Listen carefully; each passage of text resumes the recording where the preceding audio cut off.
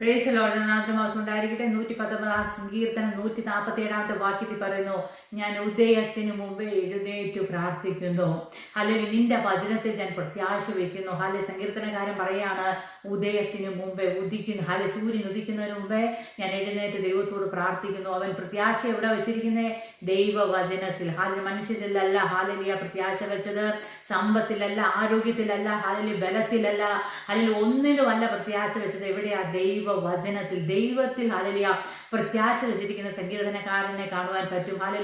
അതുപോലെ തന്നെ 119 സങ്കീർത്തനം അതിന്റെ 165 വാക്യത്തിൽ പറയുന്നു, നിന്റെ ന്യായപ്രമാണത്തോട് പ്രിയമുള്ളവർക്ക് മഹാസമാധാനമുണ്ട്, അവർക്ക് വീഴ്ചയ്ക്ക് സംഗതി ഏതുമില്ല. അപ്പോൾ മഹാസമാധാനം നമുക്ക് ലഭിക്കണമോ? ദൈവവചനത്തോട് നമുക്ക് പ്രിയമുണ്ടായിരിക്കണം, ദൈവവചനം വായിക്കുന്നവരായിരിക്കണം, അത് ധ്യാനിക്കുന്നവരായിരിക്കണം. സ്തോത്രം. മഹാസമാധാനം. പ്രശ്നങ്ങളെ പ്രതികൂലങ്ങളെ മാധ്യത്തില് സമാധാനത്തോട് ഉറങ്ങാൻ കഴിയണമെങ്കിൽ, സമാധാനത്തോട് ജീവിക്കാൻ കഴിയണമെങ്കിൽ ദൈവവചനത്തിൽ നാം പ്രത്യാശ വയ്ക്കണം. അവർക്ക് വീഴ്ചയ്ക്ക് സംഗതിയില്ല. നമ്മുടെ എല്ലാവരുടെ ജീവിതത്തിൽ ആത്മീയവും ഭൗതികവും ശാരീരികവും പല വിഷയങ്ങളിൽ നമുക്ക് വീഴ്ചകൾ വരാം.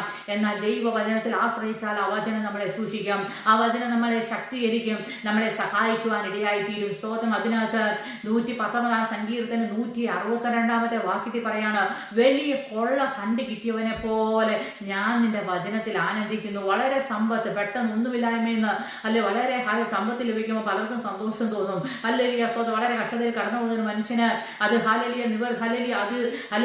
പരിഹരിക്കാൻ തക്കുന്ന ഒരു പരിഹാരമായ ഒരു നന്മ, അവന്റെ ജീവിതത്തിൽ ഒരു നന്മ, സന്തോഷം കിട്ടുന്നു. അതിനേക്കാൾ അപ്പുറമായിട്ട് ഒരു ദൈവവചനം എവിടെ സന്തോഷിക്കും?